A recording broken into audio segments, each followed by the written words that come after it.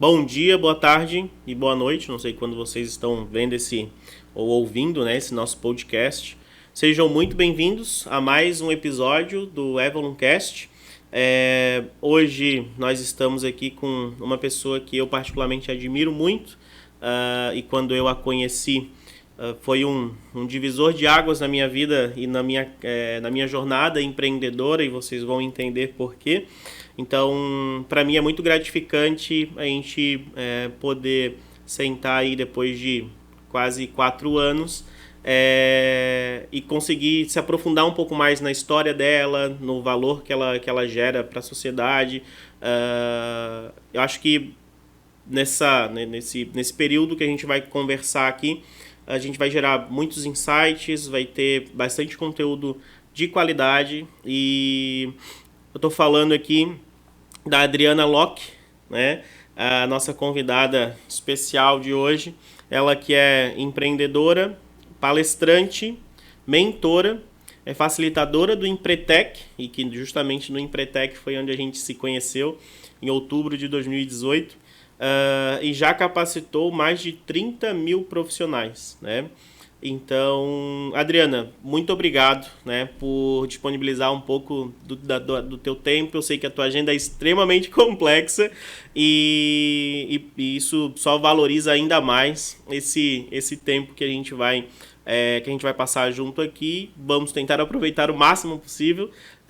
Muito obrigado, né, por estar aqui, e a gente agora quer conhecer um pouquinho da tua história, né? Quem é a Adriana, né?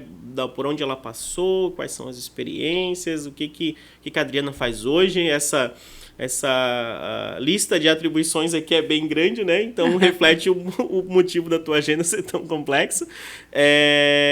Mas é isso, né? É um grande prazer te ter aqui. E fala um pouquinho mais da Adriana aí para os nossos ouvintes e pessoal que está assistindo a gente no YouTube. Obrigada, Samuel. Obrigada pelo convite, pela confiança. Eu vou na sua linha. Bom dia, boa tarde ou boa noite.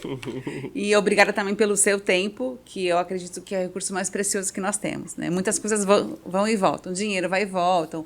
Alguns relacionamentos vão e voltam. Colaboradores vão e voltam, mas o tempo vai e não volta. Então, o dia de hoje, nesse horário, é isso. É isso mesmo. Muito bom estar aqui. Então, quem é a Adriana, né? A Adriana é uma paranaense, nasci em Toledo, isso é no interior do Paraná. E aí, meu pai logo depois foi trabalhar em usina hidrelétrica, então eu tive o privilégio de morar em Vilas da Eletrosul, que foi uma infância belíssima. Muita liberdade, muita brincadeira. Ao mesmo tempo que tinha uma simplicidade de recursos, tinha uma riqueza de tempo, de espaço, de pessoas. Então, foi muito bacana. Tive uma infância bem feliz. Apesar dos tropeços que todo mundo tem e tudo mais, né? Mas eu prefiro olhar pelo lado bom. E aí, quando eu morava em Laranjeiras do Sul, não tinha faculdade. E aí, eu tinha duas opções, ou ir para Guarapuava ou ir para Cascavel. E eu fui para Cascavel, fiz administração e comecei a estagiar no Sebrae. E aí, com 19 anos, eu lembro, Samuel, que eu estava fazendo fotocópia. Tem gente que não vai saber o que é isso, né? Me ajuda a explicar a fotocópia. Era um papel tipo esse, que a gente colocava numa máquina para duplicar ou triplicar e tudo mais. E aí, atrás de mim estavam os dois consultores que eu mais admirava, assim, que eu achava os consultores que as outras empresas contratavam eles para viajar e pagavam tudo. Eu achava aquilo sensacional. Olha só, né? E aí... Eram quase estrelas. Para mim eram assim, os meus metamodelos. Eu só não sabia que tinha esse nome. E aí, um falou pro outro assim, cara, tô pensando em ser facilitador do Empretec. E ele falou assim, esquece que isso aí é só pros melhores, então você esquece. E eles riram e ficou na minha mente. Facilitador, Empretec, melhor. Ok. Aí depois continuei em Cascavel, formei lá, casei lá e vim para Blumenau, onde nasceu meu filho, que também foi um marco, né? Empretec foi um marco, meu filho foi um marco. E aí, olha que interessante, quando finalmente eu fiz o meu Empretec em 2002, eu já era professora universitária, já era consultora, instrutora.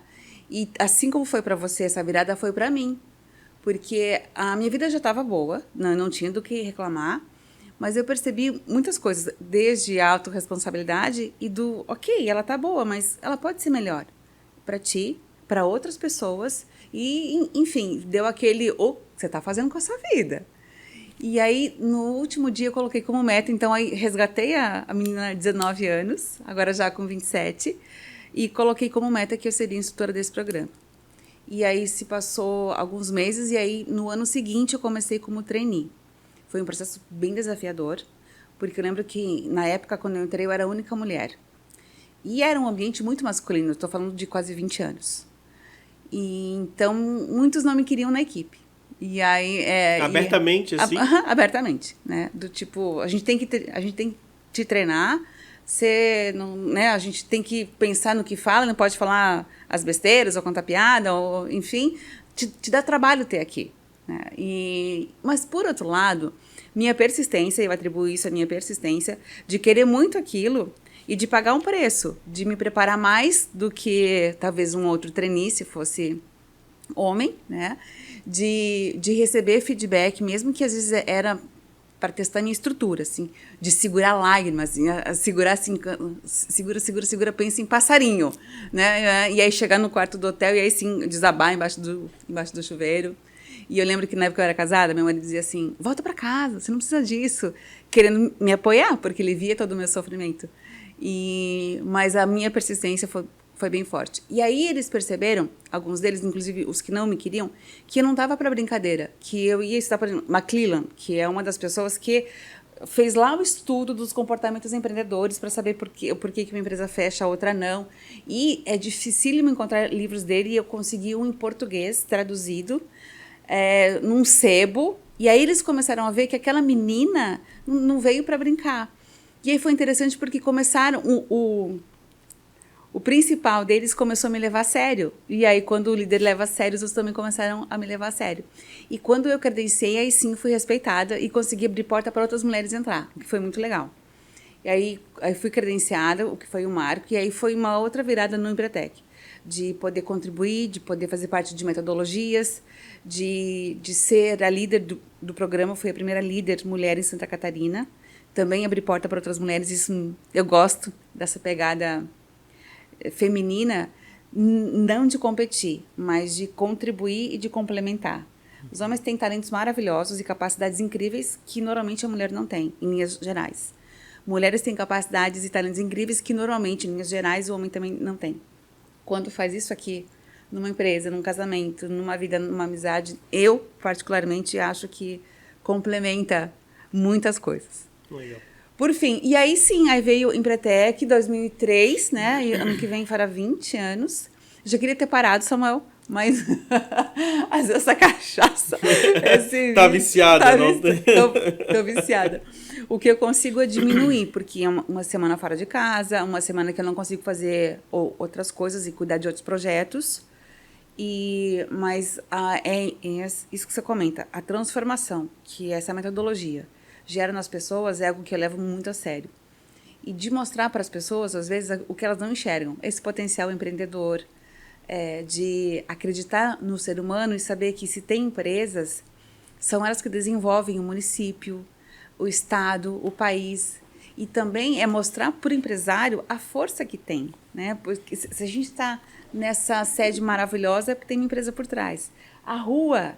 é porque tem uma empresa que recolhe imposto, que aí tem prefeitura, que aí distribui esse dinheiro. Então, nos dá conta de que o poder do empresário é muito forte. Ainda não sabemos usar a nosso favor? Não, ainda não sabemos, mas estamos aprendendo. Mas essa força empreendedora que move países, e é por isso que tem Sebrae no Empretec, é por isso que, por isso tem a ONU no Empretec, que no Brasil tem o Sebrae, que distribui, é um canal que mais distribui no mundo. Então, isso também eu acredito muito nessa força, desse poder privado, fazendo acontecer e melhorando a vida das pessoas. E né, eu acho que esse carimbo, né, que a sociedade como um todo, eu acho que isso vem mudando cada vez mais. E tem muita questão cultural também, né, então a gente precisa colocar as coisas em contexto, mas é aquela questão do empresário malvadão, né? E com a história da Evelyn e a minha história pessoal também, eu às vezes paro para refletir isso, né? Tá, quer dizer que hoje, agora eu sou empresário, né? Temos aí 50 pessoas na empresa Então, há 4 anos eu não era malvadão, mas agora eu sou, né? Como assim? O que Como que mudou, assim? né? Na minha avaliação, pelo contrário, você alimenta 52 famílias que distribuem o seu dinheiro, que compram lá no mercadinho da esquina, que compram na loja, que circulam dinheiro. E o desenvolvimento vem com dinheiro circulando. E quem faz isso circular são os empresários. E hoje, com o Empretec ou com as tuas outras atribuições, né, os outros desafios, você acaba trabalhando mais com empresa, com microempresa, você trabalha com empresa grande, média, como que é essa dinâmica hoje do teu dia a dia? O meu principal cliente ainda é o Sebrae, onde eu atendo Empretec, programa Ali, que aí, esse vale a pena a gente falar também, que esse é focado em micro e pequenas empresas. Deixa eu já comentar, e aí já fica um convite que ele é subsidiado pelo Sebrae e por outros órgãos, que em época de política eles pediram para não falar, então eu vou falar só Sebrae para respeitar isso. Mas provavelmente quando for pro ar Já vai ter passado, não tem problema. Então o Ministério da Economia e alguns outros. E bem lembrado, obrigada. Eu sou bem cuidadosa com relação a isso. Precisamos, né? E aí, o Ali, que é o Brasil, mas é muito legal. Eu lidero um time de 9 agentes locais de inovação. São 9 pessoas qualificadíssimas, com currículos maravilhosos. Desde formação, de experiência internacional, de mestrado, doutorado, assim, um time top. E aí, esse time aplica metodologia em micro e pequenas empresas. Cada um dos meus 9 aplica... Dos meus, né? Eu sou a mãe aqui já foi os meus Alis. Do meu time, que eu lidero. E aplicam essa metodologia de gestão em 25 empresas cada um. E eu monitoro e acompanho o trabalho deles. Então, por exemplo, eu tenho um novo que amanhã eu vou junto numa empresa aqui no Cobrasol, ele vai aplicar e eu vou, não supervisionar, eu vou ficar ali para dar apoio e para aumentar a confiança dele, porque ele está chegando. Já tem outros que estão comigo há 2 anos, que eu já deixo solto, já sabem o que fazer, eu olho lá no sistema para ver o que está acontecendo e tudo mais. Mas é muito legal porque é para aquele empresário de micro e pequena empresa que não sabe o que é um DRE ou um fluxo de caixa, ou que fala assim, Samuel, ainda tem gente que fala assim, não, eu não quero nem fazer conta, porque eu não quero saber o quanto eu estou devendo, então me deixa assim. Olha o perigo, né? Eu rio de nervosa, porque vamos fazer conta, vamos ver se está devendo para zerar esse negócio e começar a trabalhar no azul, enfim, coisas muito simples, mas que para aquele empresário que não teve a formação de gestão é importante. E esse empresário não paga nada, é tudo subsidiado pelo Sebrae, né? E os outros órgãos. Então, depois que se der, a gente deixou o link para inscrição. O próximo ciclo é só ano que vem, mas tem fila de espera, porque como é gratuito, muitas empresas querem. Mas é uma colaboração bem legal. E saem cases de sucesso, porque às vezes eu tenho uma área que chama Rose. Ela identifica, por exemplo, muito bem o persona e ela é uma especialista em design de serviços. Que legal. Muito legal. Eu amo design de serviços. Pronto. É demais. E aí, a Rose, às vezes, mudando o persona, ela já aumenta o ticket médio da empresa, e em 4 meses, aquela empresa que começou com uma produtividade de menos alguma coisa, sai com uma produtividade de 22%, em 4 meses. Então, são ajustes que esse meu time faz que dá um start muito legal. Diferente do Empretec. Empretec é comportamental, que vai dar uma ajeitada no dono, e esse vai olhar para a empresa. Ele é técnico, ele é de gestão. É o tático ali, que normalmente o pequeno empresário não tem, né? Ele acaba fazendo o operacional e não quer nem pensar no tático, porque se pensar, talvez ele não vai saber o que fazer. Isso. E os ALIs, né, os agentes locais de inovação, eles fazem isso full time ou eles têm as suas outras atribuições e eles fazem isso como full time? Full time. Full time, eles são bolsistas do Sebrae com horas exclusivas. Até porque com 25 empresas aplicando uma metodologia de 9 encontros, não sobra muito tempo para outra coisa. Mas no contrato deles é exclusividade para o Sebrae. E quanto tempo dura o ciclo, né? Eu sou um microempreendedor, eu escrevi, fui selecionado e iniciei o trabalho. Isso. Quanto tempo dura o ciclo? 6 meses, uma metodologia nova. Eram 4, agora serão 6. Que legal, legal, eu não conhecia realmente. É bem legal. A gente pode deixar o link, a gente vai deixar o link na descrição, né, do vídeo ou no Spotify. No Spotify dá de colocar link, ô Michael? No Spotify dá. Então a gente vai ter link no Spotify também. Legal. E daí a gente deixa, porque como o episódio provavelmente vai ao ar daqui a, sei lá, uns 2 meses, por exemplo, ainda vai estar dentro do período de inscrição. E aí, alguns outros clientes importantes, eu estou fazendo um PDL, que é um programa de liderança para Geek Hunter, e eu posso falar, que é uma startup maravilhosa, de um time que eu adoro trabalhar. A gente teve um encontro online ontem.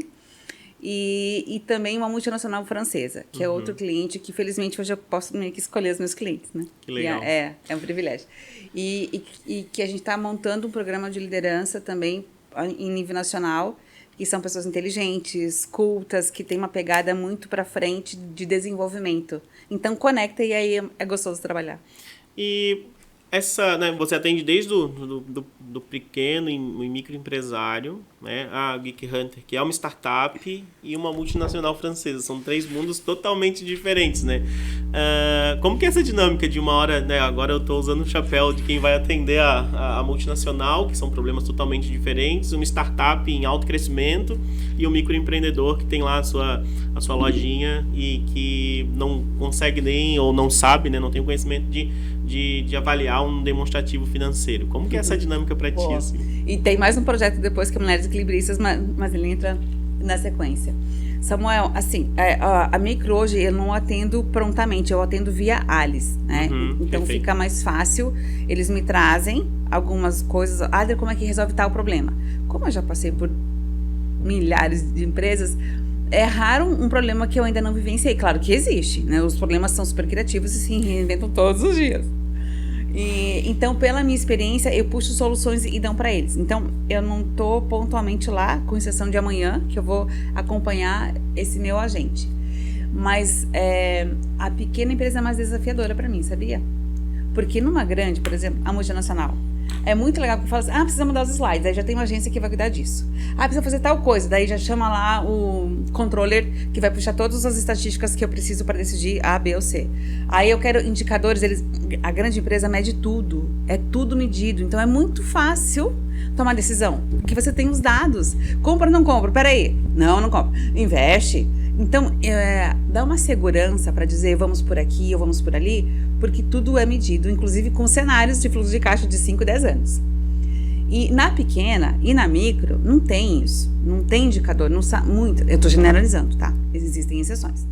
Mas em sua maioria, antes de fazer em programas de formação, aquele empresário, ele abriu porque ou era sonho, ou porque queria gerar emprego, ou porque queria ter um lucro, desenvolvimento. Então, por necessidade, né? Preciso que no Brasil tem muito isso, não é nem por oportunidade que abre empresa, isso.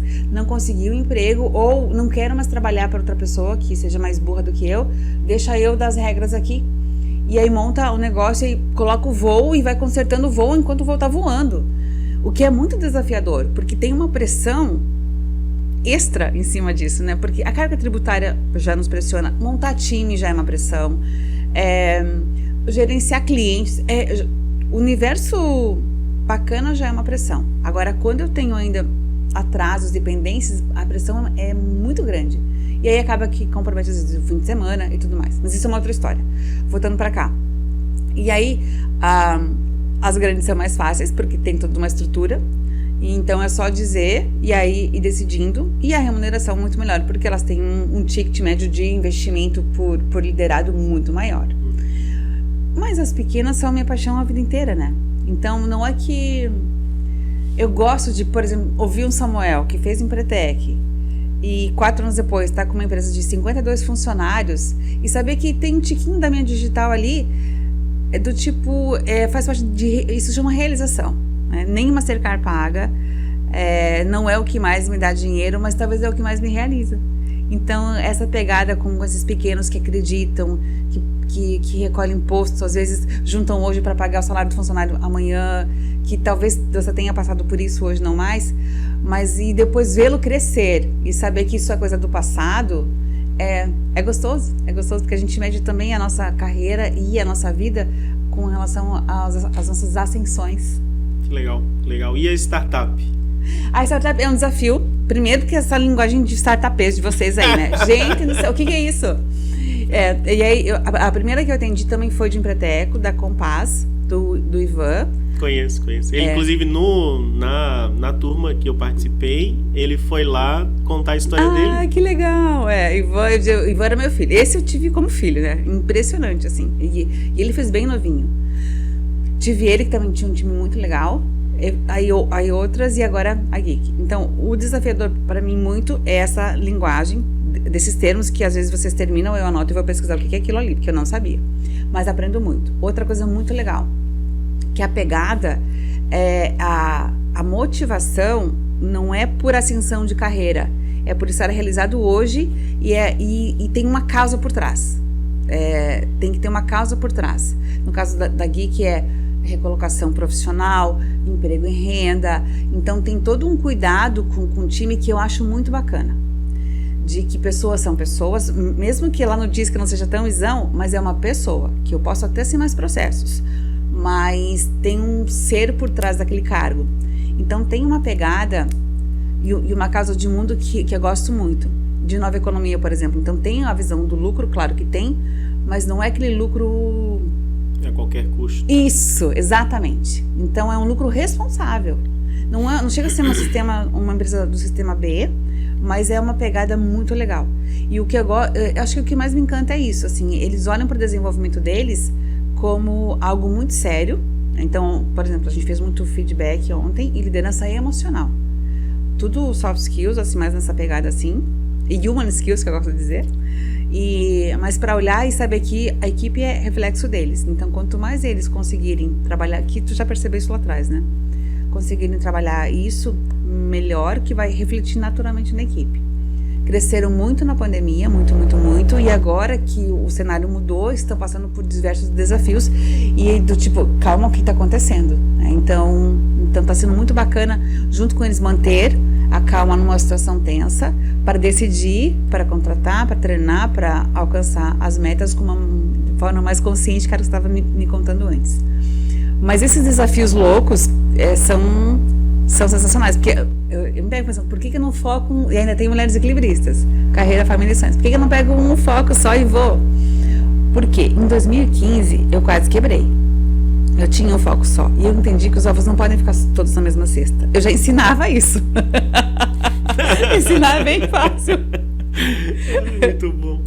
E aí eu comecei a aplicar aquilo que eu ensinava. E aí por isso que eu tenho algumas frentes, né? A liderança, que são os programas, o empreendedorismo, que daí tem forte o Empretec e palestras também. E Mulheres Equilibristas, Carreira, Família e Sonhos, que eu montei para eu aprender a equilibrar carreira, família, sem abrir mão dos próprios sonhos, que depois virou um produto também. E aí esse é Menina dos Olhos, porque é mostrar para a mulher um lugar que é dela, que é ao lado do homem. Não acima nem abaixo, mas ao lado, sabe? E aí eu percebo que quando isso acontece, o casal é mais feliz, a família é mais feliz, as empresas são mais leves, enfim, esse ainda estou começando, né? Agora que a mulher está tendo esse espaço, quando eu montei ainda não tinha espaço. Acho que a mulher não tinha espaço para dizer estou em desequilíbrio. Não é que ela é desequilibrada, ninguém é, nós estamos, né? Então estava. E eu passei por um desequilíbrio forte na minha vida. Eu comecei a estudar para ver o que eu faço para conseguir equilibrar. E aí depois virou produto. E programa aí que eu adoro. E o livro tá saindo, acho que sai ano que vem. Ai, que legal, legal. Ansioso. Até essa questão do equilíbrio, né? Tem uma linha de raciocínio. Eu não lembro exatamente em que livro eu li. Eu sou muito ruim de gravar autores e nome de livro, mas eu tô me esforçando. Que defende que o equilíbrio, na verdade, ele não existe, né?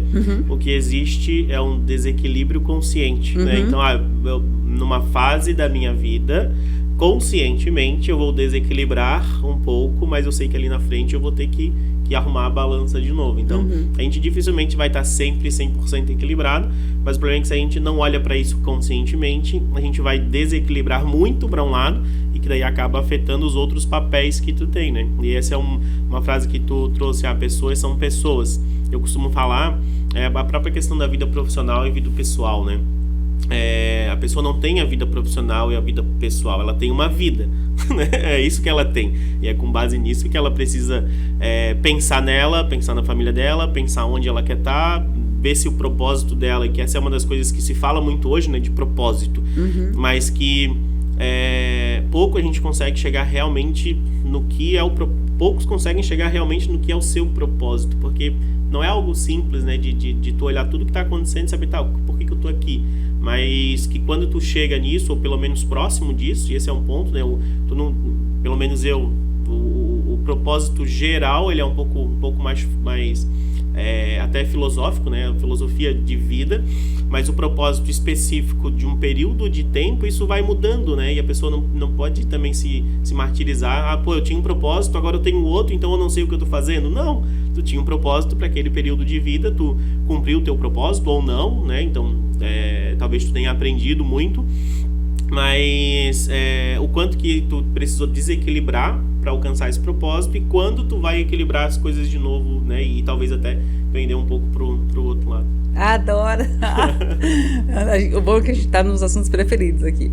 Samuel, é exatamente nessa linha, porque o dia que equilibrarmos 100% a gente morre, e talvez, assim, ter essa consciência de que equilíbrio todo dia não vai existir. Mas se hoje eu conseguir equilibrar, e talvez a resposta é isso que está atrás da tua fala, é uma escolha consciente.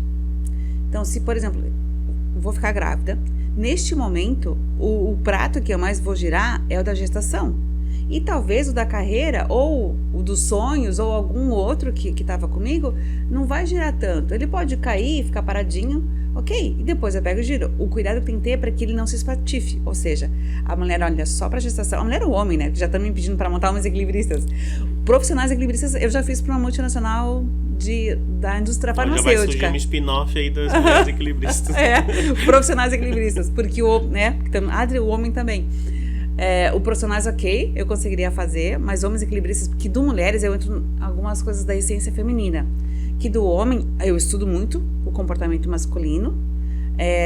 Tem um podcast que eu amo, que é Papo de Homem, que tem uns insights belíssimos, até para entender por que o homem trata a mulher assim, por que a mulher deixa, enfim, né? Mas eu não me sinto, tudo isso para dizer, não me sentiria à vontade para entrar no universo masculino. Pode ser um paradigma meu, mas eu penso que aí teria que ser homem falando para homem. Agora, profissionais equilibristas, sim. Aí navego, e aí foi muito legal essa palestra. Tá, voltando, é uma busca diária. Tem dias que eu vou conseguir, tem dias que eu não vou conseguir. Eu tô no período, neste momento agora de fim de ano, que o pratinho da carreira tá... Saiu o helicóptero, mas o filho tá aqui, não tá tão assim. Os sonhos estão juntos, porque tem que muitos... O livro é um sonho, então converge. Mas saber que é consciente, que daqui a pouquinho vem férias, os meus clientes, eles não querem saber, dezembro, janeiro, eles não estão muito aí, e aí eu vou pegar meu filho, meu namorado, aí eu vou curtir mais, que aí eu vou movimentar mais o pratinho do relacionamento, da família, mas é consciente. O que é um perigo, e aí a palavra perigo mesmo, é isso, é eu começar, tanto homem quanto mulher. Por exemplo, eu vou usar o exemplo mais típico, ascendi na carreira, comecei a crescer, e aí vou pegando a oportunidade, aí vou pro exterior, vou isso, e eu não dou conta que, cadê minha esposa? Cadê meu filho? Nossa, tem 3 reuniões na escola de 6 meses que eu não fui, e não percebo, e o não perceber é perigoso, porque aí quando às vezes a pessoa abre o olho, ela está muito bem sucedida e sozinha. Se foi isso que ela queria, tudo bem, mas e se não for? E aí? Então, acende, mas consciente de que se você quiser ter os 3 pilares, por exemplo, não tira o olho deles, ou leva com você, ou negocia, né? Meu anjo, meu filho, nesse momento a mãe vai aproveitar porque tem um monte de demanda boa, para a gente poder fazer uma viagem legal no fim do ano, ou para fazer aquela compra que você quer lá de um negócio, lá de um jogo que é super caro, que aí a gente vai planejar esta compra, para poder entender que o trabalho é um meio para, e que o sucesso também é um meio para, e que a realização faz parte disso. Mas tudo, você matou, é escolha consciente. E saber que tem dias que vai dar tudo errado. E que sim, gente, a gente não vai acertar sempre tudo. E aí, especialmente a mulher aprendeu que não poderia errar, e aí vem a culpa, que rouba a vitalidade dela, e aí já compromete todo o clima familiar. E não, gente, então a mulher também erra, o homem também erra, e aí, ok, vamos aprender com o erro, para que amanhã ele não repita. Sem autopunição, sem chicotes, sabe essas coisas que não são produtivas? A autocobrança não é produtiva. porque ela só leva para baixo. A busca pela excelência, sim. Eu acho que assim como a busca pelo equilíbrio, é uma busca diária. Espero que hoje, ao final do dia, eu possa dizer, ai, consegui equilibrar. Ou, de repente, não, né? Eu não sei se eu chego em casa, se vai ter um acidente, senão eu não sei se eu chego em casa hoje, enfim. Chegar no final do dia e dizer, ó, considerando como foi o dia, estou satisfeito com o que eu fiz, né? Eu acho que é um pouco isso. Desculpa, é muito isso. Concluo essa frase, eu me empolguei aqui. Não, mas é isso. E a própria questão, né? Eu acho que depois a gente vai... Eu tô bem curioso com relação a essa da frente das mulheres equilibristas ali. Eu acho que dá de a gente se aprofundar um pouquinho mais. Mas puxando esse gancho dos papéis e do desequilíbrio consciente, o que eu percebo num dos momentos mais críticos para a mulher, né, é logo depois da gestação, né?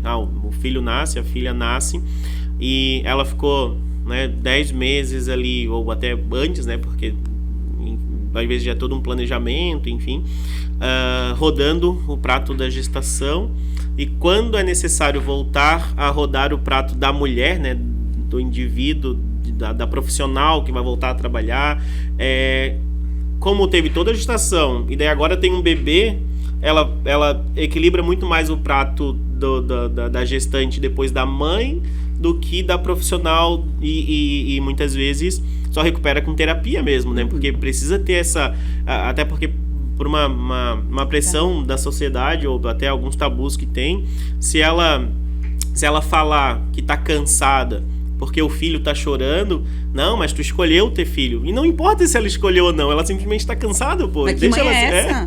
Então, eu percebo bastante essa dificuldade de nesse ponto específico, né, virar essa chave de, tipo, tá, agora eu vou ser mulher de novo, eu vou focar na minha carreira profissional de novo, porque eu preciso começar a equilibrar outros pratos.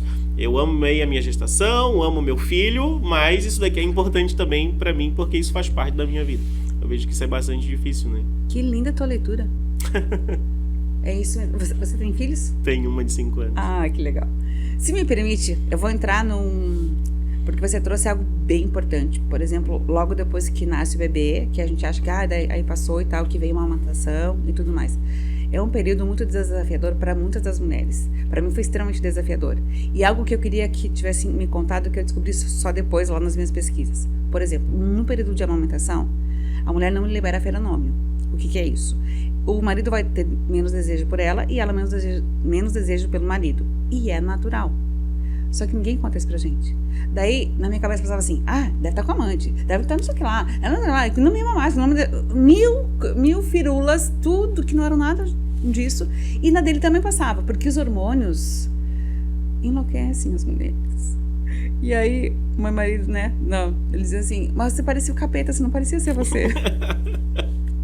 E aí, por que eu conto isso? Porque assim, se alguém estiver passando por isso, ou prestes a passar, saiba que esse turbilhão de não reconhecer o cônjuge naquele momento é natural. E eu tenho a sensação que se eu soubesse disso, teria sido mais leve esse processo, porque foi bem intenso, né? Porque a gente não é a gente mesmo, porque não está no nosso nível de consciência normal, especialmente a mulher, por conta da questão hormonal da amamentação, do filho, do corpo se reconstruindo, enfim, tem muitas coisas biológicas que não são tão escancaradas. Tanto é que logo que meu filho, eu me preparei para ser mãe, né? Eu quis aos 15 anos, eu esqueci de contar isso, aos 15 anos eu tinha uma visão que eu queria ser independente, eu achava que ia ser professora, tá ali, e ser mãe, aos 15, e eu queria ser mãe aos 30, fui mãe aos 30. Olha o nível de planejamento, né? Eita. Eu acho que até demais, assim. Então, e eu estudava, eu lia e tudo mais, e muitas coisas não tinham nos diversos livros que eu li. Aprendi muito, me ajudou muito, mas eu pensei em escrever o que ninguém conta sobre ser mãe. Porque hoje em dia estão desromantizando a maternidade, porque, gente, fácil não, a gente acorda estrupiada, sem força pra nada, mas amamentar cansa. Então, meu filho tava amamentando, eu estava aqui, dormindo antes dele, enfim, essas coisas que só quem passa sabe o desafio que é. Mas queria contar para deixar para as mães e para os pais dizendo que é natural, isso passa. Vida de casal volta em média depois que a criança tem 2 anos, normal, não é para assustar, é para dizer calma que é normal. É porque a gente precisa, essa é uma das coisas que eu uso bastante na vida, assim, né? E, inclusive quando eu trago pessoas para ajudar, tanto na vida pessoal quanto na profissional, ou na vida, né? Eu acabei de falar que só tem uma vida. E eu percebo que até as pessoas que eu trago para ajudar, muitas vezes me perguntam, tá, mas eu não tô percebendo algumas coisas aqui, mas eu tô com receio de te falar. Eu falei, cara, eu gosto de trabalhar com a verdade. Qual é a verdade? Porque se eu tenho a minha visão da realidade, se eu tenho essa consciência, eu consigo atuar em cima. Se eu não souber, o que eu vou fazer? Né? Então, e muitas vezes eu trouxe a pessoa para me falar a verdade, e mesmo assim ela fica com esse receio. Eu tô vendo um negócio aqui que não tá muito legal. Então, cria essa consciência, né? Eu acho que dá de fazer um paralelo com isso que tu comentou, que é, os 2 anos. Pô, pode parecer muito, ou pode, mas se tu não tem essa consciência, eu tenho certeza que os 2 anos vão parecer 4. Se tu tem essa consciência, os 2 anos vão ser só 2 anos. E tu vai passar 2 anos mais leve, porque conscientemente, talvez tu vai até procurar uma ajuda profissional melhor, tu vai procurar uma rede de apoio melhor, enfim. Rede de apoio é outra coisa que sem rede de apoio, esquece equilíbrio. Não tem. E rede de apoio vale desde marido, avós, amigas, babá, faxineira, quem você puder contratar ou aceitar ajuda para cuidar ou da casa, ou em algum momento do bebê, ou de si. Tem mulher que ama massagem e não faz massagem há 5 anos. Se tu ama massagem, vai fazer massagem. Tem mulher que se a unha não tiver feita, ela afeta a autoconfiança. Mas vai, já marca, mano, 15 anos, 20 pila toda semana, mas já vai, é barato, sabe? Então, olhar esse autocuidado que hoje tá vindo, que tá caindo na moda e que tomara que fique pra sempre, que quando a mulher tá bem, a família tá bem. Quando o dono da empresa tá bem, a empresa vai bem. Então, é respeitar algumas coisas que lhes são importantes. E aí, dizer a verdade. Eu gosto muito da tua maturidade. Quando você fala, abre o jogo comigo que a gente consegue resolver. Enquanto eu não souber, eu não tenho o que fazer. E dá de fazer vários paralelos, né, com a gravidez e o empreendedorismo, né, porque a gravidez é um empreendimento, né, um empreendimento com muitos desafios, com objetivos às vezes não tão bem definidos ou não tão bem planejados, mas... E não tão bem controlados. Mas que tu vai ter momentos bons, tu vai ter momentos ruins, e tu vai ter que ter resiliência, tu vai ter que trabalhar com a verdade, tu vai ter que ter meta muitas vezes, né, porque educar um filho não é fácil, né, e tem uma frase que eu ouvi que se tu tá educando e tá sendo fácil, provavelmente tu não tá educando, né? Então, tu vai ter que ter na empresa, por exemplo, você tem qual é o propósito da empresa, qual é a missão, quais são os valores, e dentro e na gravidez ou dentro de uma família tu tem isso, né? Quais são os pilares, quais são os valores da família que a gente não abre mão por nada, né? Então dá de fazer vários paralelos, e teve uma frase que tu falou que me chamou a atenção e que eu acho que vale a pena talvez a gente expandir um pouco, que é o aceitar ajuda, né? Uhum. E esse é um dos paralelos que dá de fazer. Então, pô, na gravidez, se tu tem a consciência, ou né, na primeira infância ali, se tu tem a consciência de que tu precisa de ajuda, tu só precisa aceitar essa ajuda. Isso acontece também nas empresas, acontece no meio empresarial. A gente estava falando de pequenos e micro e pequenos empreendedores que muitas vezes por necessidade abriram uma empresa, e são eles que movimentam a economia do país, né? Então, mas que não tem a consciência de que é importante ele saber sobre fluxo de caixa, sobre DRE, pelo menos o básico. Então, quando tu cria essa consciência, ele precisa aceitar ajuda daí, né? Então, são empreendimentos diferentes, né? Nessa que a gente chama de vida, mas que são desafios que com a mesma linha de raciocínio, de ter consciência, de buscar ajuda, de evoluir, de aprender, a gente acaba conseguindo alcançar o próximo nível. E o meu time sempre ri de mim quando eu falo que a gente vai fazer determinadas coisas para chegar no próximo nível, porque a gente está 4 anos chegando no próximo nível. E é uma coisa infinita, e daí eu já virou um jargão, né? Vamos fazer isso, eu tenho certeza que isso vai levar a gente pro próximo nível. Ele já até completa a minha frase, mas é exatamente isso, né? Então, é o próximo nível, no caso em casa, como mãe ou como pai, no caso da empresa, o próximo nível como profissional, como empreendedor e assim por diante. Que legal. Se tiver tempo, queria responder uma outra pergunta muito legal que você fez, que é quando essa mulher volta para o mercado de trabalho. Primeiro que ela já volta meio se sentindo desatualizada. Talvez ela até esteja um pouco, porque a capacidade dela é tão rápida que em poucos meses ela já se atualiza e já sabe tudo que tem que fazer. Outra, olha que legal. Apesar de... primeiro eu vou contar a parte legal, depois a parte chata. Muitas empresas, e isso é bem legal, já se deram conta que as mães administram melhor o tempo. Né? Então, assim, é claro que aqui precisaria um outro podcast para chegar... para dizer em como chegamos até aqui, nas mães.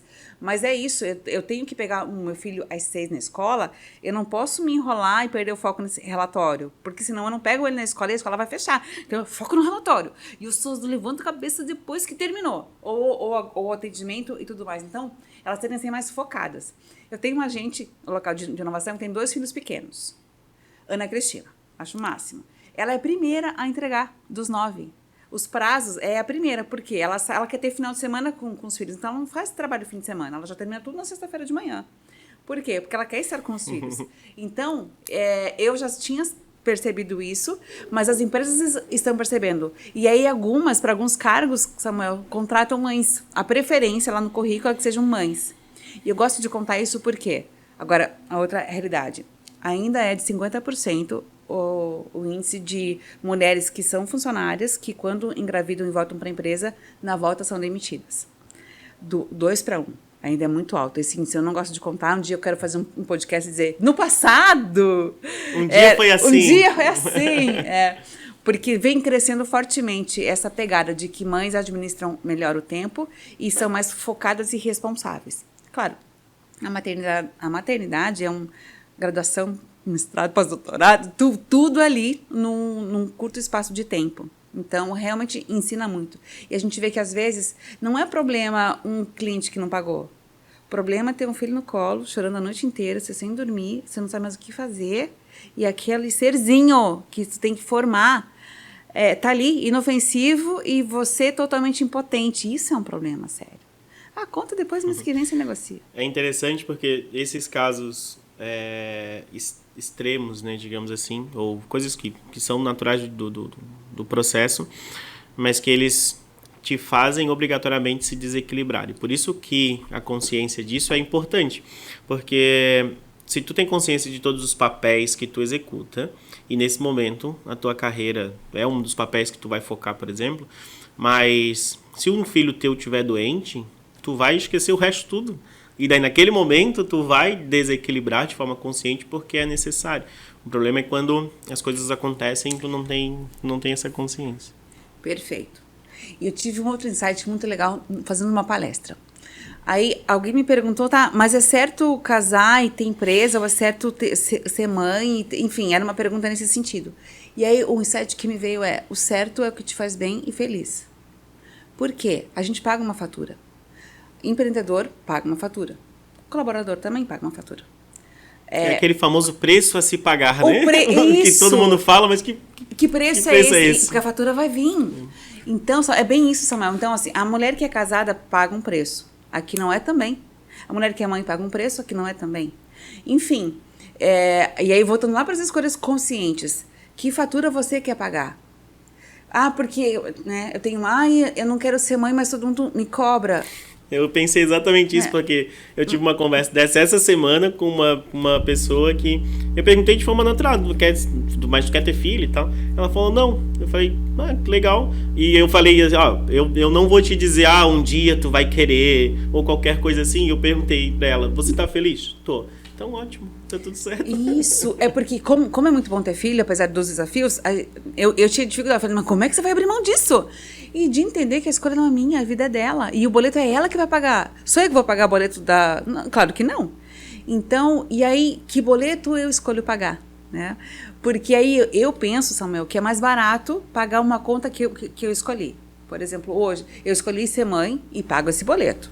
Às vezes ele sai caro, mas eu pago porque eu escolhi. Então, é mais fácil pagar.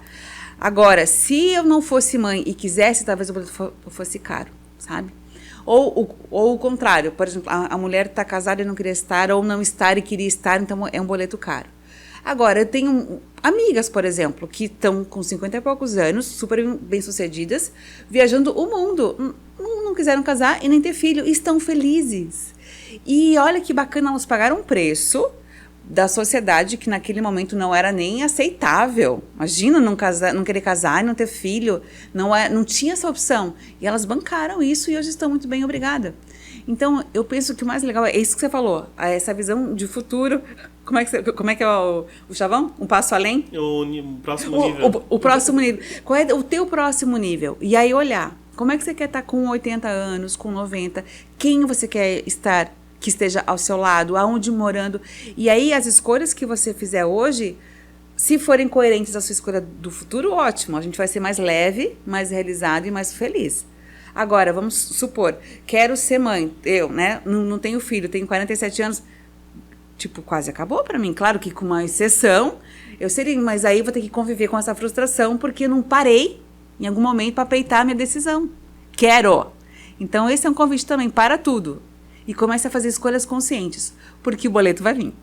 E eu acho que daí esse é um ponto que vale para todos os aspectos da vida, pelo menos para mim é assim, se você toma as suas próprias decisões, a tendência, e naturalmente se tu consegue exercitar uma coisa que a gente vê muito no Empretec, que é o locus interno, né?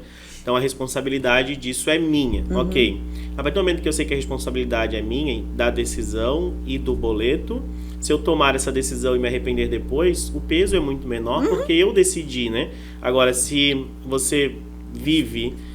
seja num relacionamento ou numa empresa onde as pessoas tomam as decisões por você, a tendência é, com o passar do tempo, você se arrepender muito, porque daí você vai fazer coisas que você não quer fazer, porque outra pessoa decidiu para ti. Então, só porque isso naturalmente daria um podcast só sobre isso, né? Então, que daí traz a questão do propósito, da clareza, da autoconsciência, do autoconhecimento, para conseguir tomar decisões. Eu nem falo conseguir tomar boas decisões, porque nas decisões ruins, e daí esse acaba virando clichê, né? Eu aprendo com erro. Beleza, isso tem uma coisa que eu aprendi com o Murilo Gun, inclusive no podcast dele, que se tem alguma coisa que virou clichê, é porque alguma coisa de bom tem ali, né? Então, essa é uma delas.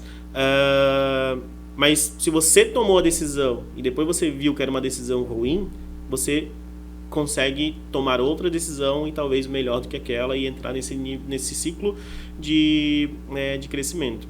E às vezes algumas decisões da Évolo, por exemplo, eu converso muito com a minha esposa em casa, levo para ela as minhas preocupações, a gente falando de DISC, né? Eu sou comunicador, executor, ela é planejadora, analista, então complementa perfeitamente. E algumas decisões ela fala, isso aqui eu não concordo, eu acho que você não deve fazer dessa forma. Por quê? Porque ela já está lá na frente, né? O analista, ele consegue prever tudo que vai dar errado. Mas eu não consigo. Mas com as informações e com conhecimento, com as informações que eu consegui processar, para mim é a decisão mais certa. E daí tem um pouco do feeling do empreendedor também, né? E muitas vezes eu falo para ela, eu ouvi tudo que tu falou, eu processei, para mim faz sentido o que tu tá falando, mas eu vou tomar essa decisão. Por quê? Porque é eu que tenho que tomar. Porque depois, a hora que chegar o boleto, é eu que vou pagar. E se eu tomar uma decisão, né? Eu dei o exemplo dela, mas isso acontece dentro da empresa também, enfim. Se eu tomar uma decisão com base em alguma coisa que nesse momento eu não estou enxergando, pode chegar lá na frente e o boleto daí vai ser caro demais. Concordo plenamente com isso. Empreender é um boleto pesado para pagar, especialmente no Brasil. Mas também, agora juntando os dois lá com o locus interno, olha que bacana. E eu acho que foi com Rotter, que é o pai dessa teoria atribucional, né, do locus interno, Samuel, que quando eu olho para um empresário bem-sucedido, seja homem ou mulher, você, por exemplo, eu já passei daquela fase e falo assim, olha lá que sorte que ele teve. Claro que não. Olha a responsabilidade que ele assumiu, olha a trajetória que ele traçou, e talvez ele pagou um boleto que eu ainda não seja disposta a pagar. Então, e aí, às vezes fala assim, mas aquela pessoa tá feliz porque teve um casamento rico. Pois até para isso tem que ter talento. Então, não tem almoço de graça nessa vida. Quando a gente se dá conta disso, que eu vou conquistar o meu almoço, eu vou assumir a responsabilidade da minha escolha e também da troca de escolha. Porque outra coisa legal é que a escolha não precisa ser para sempre. outras pessoas. Quero empreender. Empreendeu e quebrou. Adri, isso não é para mim. Eu percebi que a segurança para mim é mais importante. Ok, que pagou para aprender, mas aprendeu. E aí volta a trabalhar como intraempreendedora e tá tudo certo. Então, essas escolhas que podem mudar, eu acho que também são importantes. Metas, né? A gente trata a meta, que às vezes vê que a meta estava muito baixa. Ok, a gente viu que nos subestimamos. Vamos mudar a meta, vamos aumentar a meta. Então, essas mudanças também das escolhas nos dão liberdade para acertar mais e também para errar mais, mas para chegar no... Adorei! Para ir para o próximo nível. Aqui é como se fosse um jogo de RPG, né? Que tu sempre alcança, às vezes, nível infinito. E os próprios jogos fazem isso. Tem um determinado momento que eles chamam de level cap. O level cap é 100. Só pode chegar até o 100. Aí passa 6 meses, eles lançam uma nova versão do jogo. Eu tô falando de jogos online daí, né? Aí eles passam um level cap de 100 para 150. E daí vai. Então, e esse é o jogo, não adianta. E dá de fazer esse paralelo com a vida de um empreendedor também. E de um intraempreendedor, na verdade, dá de usar em qualquer aspecto da vida. Onde talvez o teu level cap é até onde a tua consciência, o teu autoconhecimento e até conhecimento técnico mesmo, é o máximo que tu consegue enxergar. Mas aquele não é o máximo que tu consegue chegar, né? Mas até isso é uma construção. Isso. Eu penso que a gente para de construir o dia que morrer, a gente equilibra 100% o dia que morrer. E esse é o bonito da vida, né? E aí, resgatando algo que você trouxe muito legal lá em Tudo Dar e Receber, que bonito quando a gente se dá conta de que um dia eu vou ajudar, outro dia eu vou ser ajudada. E que não tem ninguém melhor do que ninguém, né? E tem nobreza em dar e tem nobreza em receber. Coisa que também eu demorei um pouco para aprender. E que lindo quando a gente, de novo, consegue se apoiar e se ajudar, porque aí, de novo, a vida fica mais leve e o resultado vem com menos parcelas de boletos por aí.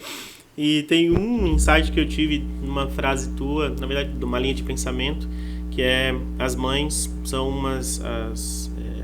elas aprendem a gerenciar muito melhor o tempo, né? Então, talvez elas sejam a materialização de pessoas que conseguem executar o mindfulness, né, no dia a dia. Por quê?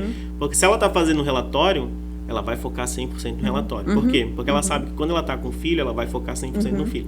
Então, é algo que tanto intraempreendedores, seletistas mesmo, funcionários e empreendedores estão constantemente buscando, né? Como que eu consigo focar numa coisa só durante um período de tempo para eu conseguir fazer aquilo acontecer. E daí, quando eu mudar de foco, eu vou lá e executo, coloco 100% da minha energia. Então, a mãe já vem com essa habilidade de fábrica, né? Ela vai treinando, né?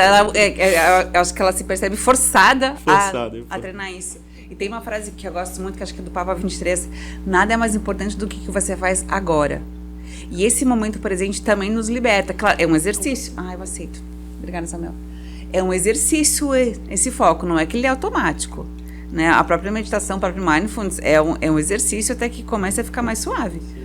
Mas a mãe, às vezes, ela não tem muita opção, porque ela tem 15 minutos para isso, 15 para aquilo, então o foco não é que ele não, vem... Não vem de fábrica, ela fabrica ele rapidão. Ela fabrica, boa, melhor. Tem um escritor brasileiro que eu sigo, que é o Jacob Petrie.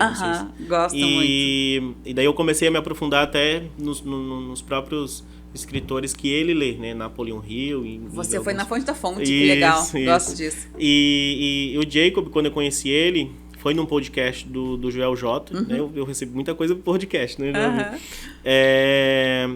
E uma das linhas de pensamento que ele tem, e que, sem dúvida nenhuma, as pessoas podem usar em todos os aspectos da vida, é a questão de como...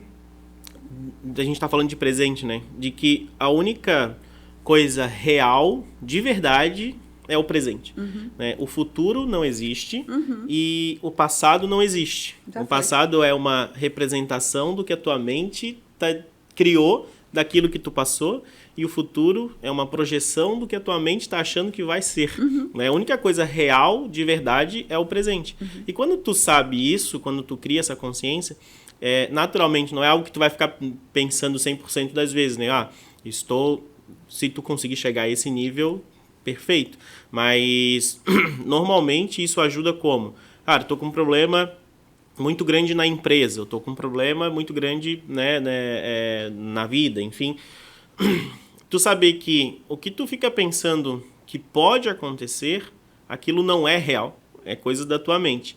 Então, quando tu tenta, pelo menos, eu sei que é muito difícil, mas quando tu tenta parar de projetar isso e focar o que de ações práticas eu posso fazer no agora, que é o momento que eu tenho alguma ação para fazer, que talvez mude a história que eu estou construindo na minha cabeça, que eu estou projetando. Né? Então, essa questão e que, mais uma vez, né, o clichê, viva o presente, né? Foque no que você está fazendo. Hoje em dia está muito... As pessoas estão cada vez mais ansiosas, né? Porque tem cada vez mais informação, cada vez mais estímulo. Então, como realmente viver o presente. Então, isso virou clichê, né? Viva o presente. Mas tem toda essa é uma, né, das linhas por trás desse pensamento do vivo presente. E se a pessoa realmente conseguir aplicar, sei lá, 10% disso, talvez ela vai ganhar pelo menos uns 50% do tempo que ela fica perdendo pensando no futuro ou remoendo o passado. Que bacana isso. Eu gosto muito de te ouvir. A maturidade, a consciência, a leitura de cenário e tudo isso aos 34 anos. Parabéns. Obrigado. Tem uma frase que eu trabalho tanto no empreendedorismo quanto no liderança que tem a ver com isso que você falou. Essa questão assim, do presente e de evitar a ansiedade, e talvez já encerrando, que é um convite também para olhar, seja empresário, intraempreendedor, seja pessoa que está procurando emprego, enfim, mas colocar foco também no que ela já fez e não no que ela não fez. Às vezes a gente está... Hoje é dia 28 e falta 80% da meta. Legal olhar para os 20% que faltam em 2 dias, mas primeiro olha para os 80%. Time, já conseguimos 80%. Uhul! Agora vamos buscar os 20%. E tirar aquela pressão do, ainda falta. Ok, sempre vai faltar, né? Ou a gente é um eterno insatisfeito. Mas o convite é olhar para o que você já fez, olhar para o que você já é e para o que você já tem. Porque a gente já fez e tem muita coisa. Então, o convite é olhar mais para essas conquistas, também porque falta, mas primeiro para essas, para depois ir buscar outras. Porque se eu tô com o olho só lá no futuro, o que falta, eu não vivo, eu me estresso e eu não valorizo tudo aquilo que eu paguei o preço já. Essa aqui já está pago. Então vamos valorizar e celebrar mais as nossas conquistas. Seja brindando com um copo de água, seja brindando com espumante, mas parar e dizer parabéns para nós, alcançamos até aqui, porque o cérebro precisa dessas recompensas, dessas paradas, para não surtar e a gente também não ir para um caminho improdutivo. Uhum. Tem algo que hoje eu tento praticar bastante, e eu tento levar para o meu time, que é justamente isso que tu comentou, né? Às vezes a gente não chega num resultado, mas muitas vezes o movimento causado em busca do resultado ele é mais importante do que o resultado. Isso quer dizer que a gente não vai em busca do resultado? Não. No próximo ciclo a gente vai atrás do resultado de novo, né? Porque é isso que a gente faz. Já aprendeu. E, por exemplo, eu dou um exemplo da implantação de OKR, por exemplo, né? Aí sempre toda empresa que vai implantar OKR, né, tem um monte de dificuldade e tal, e quer ser 100% no primeiro ciclo. Não vai funcionar. Não vai funcionar. Então, beleza. A gente alcançou 30% do OKR. Por quê? Porque às vezes foi mal dimensionado, achou que tinha um processo que ia funcionar e não funcionou. Tem vários motivos. Mas acontece que o fato de tu colocar aquele objetivo e ter os KRs para te medir, tu entender essa medição, o resultado, a medição em si, né, o número, ele, neste momento, né, naturalmente, quando tu está começando a implantar o OKR, por exemplo, ele é menos importante do que o movimento que tu vai causar. Porque o movimento, ele te coloca no caminho, né? É isso aí. Gosto disso. Legal. Nossa, vários insights, várias coisas, mas acho que a gente ainda está com bastante tempo, né? Tem. E eu percebo, né? Eu vi que o Sebrae faz parte da tua vida desde sempre, né? Eu não sabia disso. Eu não sabia desde disso. sempre, é verdade, né? Eu brinco que o Sebrae me alimenta há muitos anos. Pensa, só em Santa Catarina eu vim em 2000, depois 2001, então só em Santa Catarina 20 anos. E mais uns aninhos lá no Paraná, que foi a minha escola. E E foi muito legal, porque como eu fazia administração à noite e trabalhava de dia, então, apesar do cansaço, né, eu conseguia meio que aplicar o que eu aprendia. E eu logo também já entrei na empresa Júnior, que aqui na UFSC tinha ação Júnior, que era o nosso modelo, né? E aí lá em Cascavel tinha, lá na Unioeste, a Visão Empresarial Júnior, que foi a minha primeira presidência da vida, foi lá. Que era muito legal, a gente já fazia consultoria, mas aí os professores é que nos davam aquele suporte. Então eu aprendi a fazer consultoria no Sebrae mesmo e na empresa Júnior, o que foi muito legal. Então, por mais que tinha cansaço, era tudo no mesmo foco, né? Então, a faculdade de administração, o Sebrae, embora eu tenha entrado como recepcionista, estagiária, né? Para depois ir migrando para outras áreas, eu ia admitida mesmo, ainda tinha um cargo, mas já estava lá acompanhando os consultores.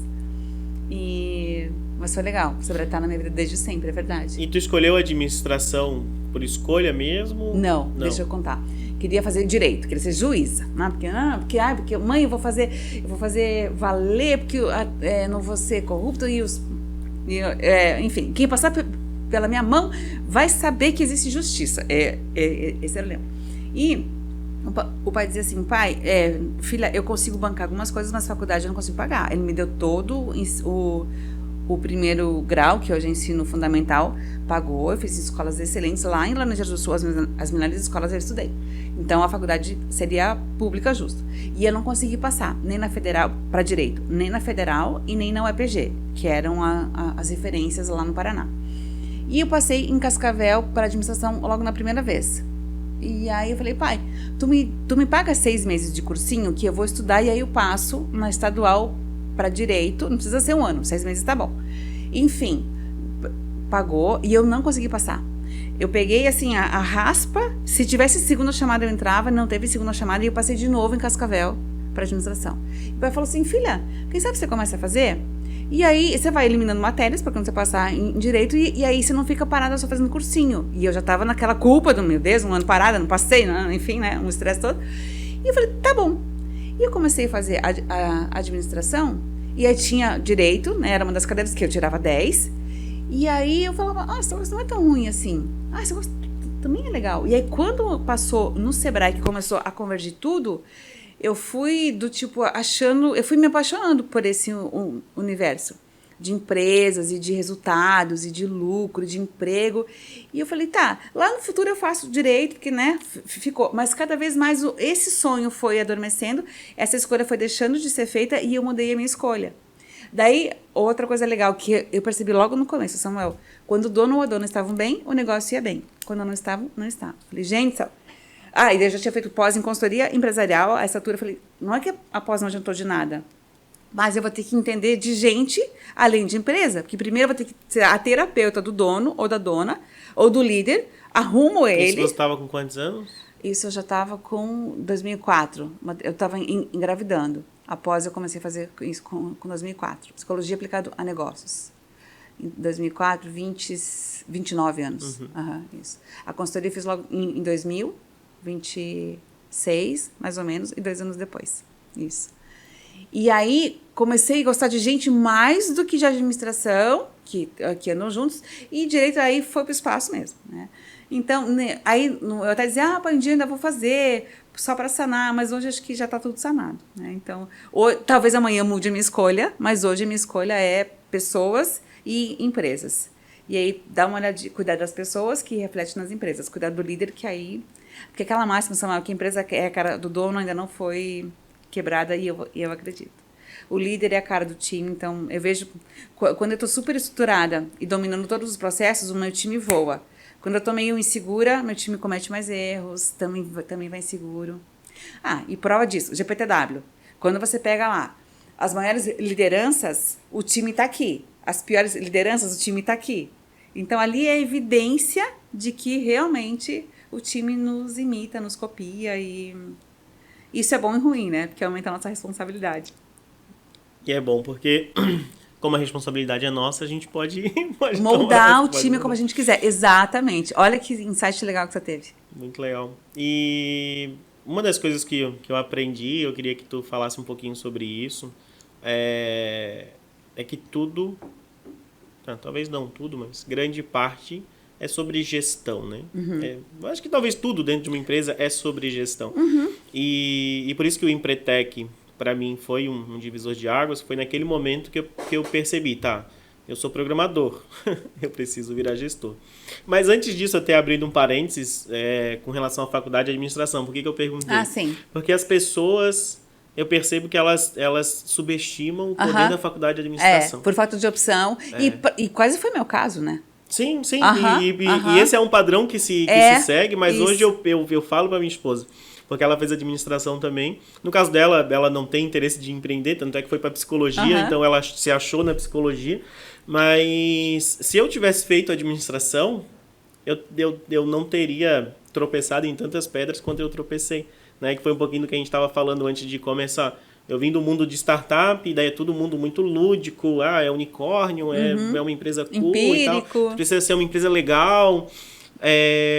E daí quando eu montei a Evolum e que eu vi que eu precisava, na verdade, ser gestor, daí eu percebi que eu não sabia nada, né? Então, tá, beleza, ninguém me falou disso aqui. Daí eu pensei, cara, se eu tivesse feito faculdade de administração, eu teria, né, talvez tropeçado, mas tropeçado um pouco menos. Aí vamos, né, voltar para a questão da gestão. Mas que também conecta com isso, né, com a questão da própria startup. Algo que, e eu estou justamente pensando num tema de palestra, que é uma palestra que eu vou dar, mas que eu pensei nessa linha de raciocínio. Ser legal não vai salvar a tua empresa, né? Ser uma empresa legal não vai salvar a tua empresa. Porque ser legal, quando a pessoa entra numa empresa legal, pensando em montagem de time, né, isso vai durar um tempo, né? Isso vai manter a pessoa motivada por um tempo, porque é uma empresa legal. Agora, quando começa a esbarrar em problemas de gestão, a parte legal da empresa não segura, né? Porque daí a pessoa vai querer saber como que ela vai crescer dentro da empresa, se tem, né, um plano definido de cargos e salários, se tem uma estratégia de crescimento para a empresa, principalmente empresas pequenas, né? Às vezes a pessoa tem a oportunidade de trabalhar numa grande empresa e ela escolhe trabalhar numa empresa pequena. Por quê? Porque ela acredita que aquela empresa pequena vai crescer. Mas sem a gestão, a empresa pequena não vai crescer. E daí vai gerar frustração e vai entrar num ciclo não muito positivo. Então, eu acho que o equilíbrio é como que eu sou uma empresa legal, mas até para ser legal, como que eu utilizo a gestão para sistematizar o quão legal eu sou. Porque se tu não tiver gestão, isso não vai durar também. Não vai ter porque empresa. Tu pode ser legal com 10 pessoas. A hora que tu chegar em 30 pessoas, não vai funcionar. Não vai mais funcionar o que tu fazia. Então, daí voltando ao raciocínio, né, é tudo sobre gestão. E voltando ao início da nossa conversa, quando a gente falou sobre micro e pequenas empresas, startups e multinacional, o desafio de todas elas é gestão. O problema é que a questão é que os desafios são diferentes porque as maturidades são diferentes. Então, o microempreendedor, a parte de gestão é conseguir aprender, olhar um fluxo de caixa e uma DRE, e talvez só esse detalhe vai melhorar em 30% o negócio dele. A multinacional, embora ela tenha todos os indicadores, ninguém garante que está perfeito, né? E ela vai ter outros desafios de gestão. Então, né, não é necessariamente uma pergunta, né, é uma linha de raciocínio, mas eu queria que tu falasse um pouco sobre essa visão de como implantar, né, gestão profissional, né, até nesses níveis de empresa que tu trabalha, ou quais são as principais dificuldades que tu vê hoje na parte de gestão, nos dias de hoje, né, que está tudo muito tecnológico, tudo acontece muito rápido, o concorrente vem, né, na nova economia, uma empresa de varejo entra no mercado financeiro, a Amazon entra no mercado de saúde, então os concorrentes não vêm mais de onde vinham antes e, mais uma vez, tu precisa ter uma gestão apropriada para te conseguir responder a isso, porque se tu não tiver uma gestão apropriada para responder a isso, não vai responder, tu vai ficar obsoleto. Então, né, a gente pode conversar um pouco sobre esse tema de gestão. Bem legal, bem legal a tua pergunta. Te ouvindo, eu lembrei, já vou sugerir um título para sua palestra. Lá atrás, o Sebrae tinha o caminho do candidato ao empresário, que era uma palestra ser ou não ser empresário, que aí já dava um choque de realidade. Porque ainda hoje tem gente que pensa que vou montar empresa para trabalhar menos. Eu tô indo de Flávio nervoso. Augusto ama essa frase. Isso. Vou montar. E aí era um vídeo muito legal que trazia essas realidades. E aí depoimentos de empresários, né, que estavam começando ou mais estruturados, os desafios que eram. E aí, tanto que a palestra era ser ou não ser empresário. Tá? E aí tinha todo um caminho e tinha um dos passos que era como ter uma empresa legal, mas no sentido de legalização. E aí depois lá, a APN, que aí era Administração de Pequenos Negócios, esse existe ainda hoje, que é gestão básica, contas a pagar, caixas de banco, fluxo de caixa, contas a receber, assim, mas um treinamento muito legal, que ele pega o tripé de marketing, finanças e produção. Excelente. Agora a sua palestra. Uma vez eu fiz uma que era para central de negócios, e aí o título era Como quebrar a sua central de negócios em 7 passos. Boa. Porque... E aí eu pensei nessa linha. Como quebrar uma empresa legal em 7 passos? Por que 7 passos? As pessoas gostam de 3 passos, 5 passos, porque para o cérebro é fácil entender. Então, a maioria das pessoas gosta. Poucas não gostam. Né? E até uma estratégia de marketing, né? Também. De geração de conteúdo. Isso, 3, 7, esses números assim. Mas, enfim, funciona, né? Mas esse poderia ser como quebrar uma empresa legal, né? Enfim, tá. Agora, voltando lá para a sua pergunta de gestão. Uma vez, eu fui contratada, e aí eu posso contar isso, o briefing foi com a Yamaha, lá em Manaus, e aí porque eles queriam uma ferramenta de gestão. Ok? Né? Então, mas antes de eu pesquisar para ver qual aplica, quais vocês já têm? Samuel, eles tinham dezenas, e não usavam, porque era tanta ferramenta que tinha naquela unidade fabril que eles se perdiam. E aí eu propus algo diferente. Eu não vou levar nenhuma nova. Nós vamos avaliar as que tem, nós vamos fazer todo um programa de conhecimento, de sensibilização, né? A parte comportamental primeiro, para depois ir para a parte técnica. E eles vão escolher qual para eles mais conecta, e aí nós vamos treinar a ferramenta, porque tem ferramentas maravilhosas, mas que se eu não treino algum colaborador, ele não vai querer montar um OKR ou um OKR, nem um Scrum, e nem um A3, e nem Sprint, e nem nada. Então, qual ele simpatiza? E aí vamos treinar vamos simular, fazer estudo de caso nessa. E foi muito legal. Então, assim, para começar a responder, identificar uma ferramenta que para você seja legal. No ARI tem o 5W2H, que eu adoro também, porque é super simples. O que, quando, como, quem, quanto, pronto. Eu consigo enxergar todo o processo do meio para eu ir pro fim, mas por este caminho que pode ser que mude ao longo do processo, mas esse é o caminho que eu trilhei. Então, identificar uma ferramenta. Tem gente, por exemplo, que faz o fluxo de caixa em caderno, não tem problema, desde que funcione. Tem uns que tem software, desde Excel, planilha básica, ou algum software mais elaborado. Se funcionar para você, utilize. Então, a ferramenta te ajuda a fazer uma gestão legal, tanto de recursos humanos, né, quanto para monitorar, quanto financeiro, né? Eu não tenho como decidir em cima se eu não tiver uma ferramenta. E aí, Adri, qual que é a tua preferida? É aquela que vai funcionar para o meu cliente. Então, eu conheço um leque, apresento, normalmente ele também já conhece, mas ou por treino, ou por, eu vou perder tempo aplicando aqui, se eu já sei o que fazer, que está na minha cabeça, sabe essas máximas que são tiro no pé, acabam se perdendo. Mas para responder, então, identificar a ferramenta aqui para o teu negócio, para esse momento passar a funcionar, que conecte e fazer valer essa ferramenta, seja ela qual for. E aí sim, de crescimentos junto, porque hoje vai alcançar qual é a próxima amanhã. Então isso é legal, comemoro hoje e já vê o próximo amanhã. E que ferramentas você e teu time podem se comunicar. De novo, né? Eu tenho um Ali que é muito organizado, que ele tem um Trello só dele e das empresas dele. Coisa mais legal. Eu sei a movimentação dele. E tem outro que me manda foto das coisas que fez.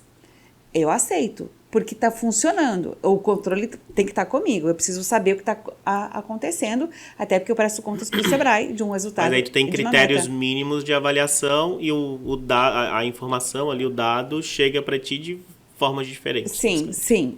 O que não é tão legal que poderia ser. Eu poderia chegar, não, vai ser assim? Poderia. Mas daí, no meu estilo de liderança, que é mais de dar autonomia, não estou dizendo que isso é certo, estou dizendo que esse é meu estilão. Eu deixo cada um livre e escolher a melhor forma. O que eu não abro mão é do resultado. E isso eu não abro mão. Mas a forma como vai me entregar é assim. As avaliações. Outra coisa que funciona muito com o time são as reuniões, desde o one-on-one, desde formal e feedback. O feedback, apesar de ser. Daria outro podcast. Mas de tudo que eu já estudei, é o segredo da liderança. Mas o feedback mesmo, na sua essência, que é aquele instrumento de construção, ou de reforçar um comportamento correto, que, bom, as suas 10 ligações para aqueles clientes fizeram com que alcançamos a meta. Amanhã, tu pode realmente fazer de novo 10 ligações para os outros clientes? Ele precisa enxergar o que fez que deu certo para repetir.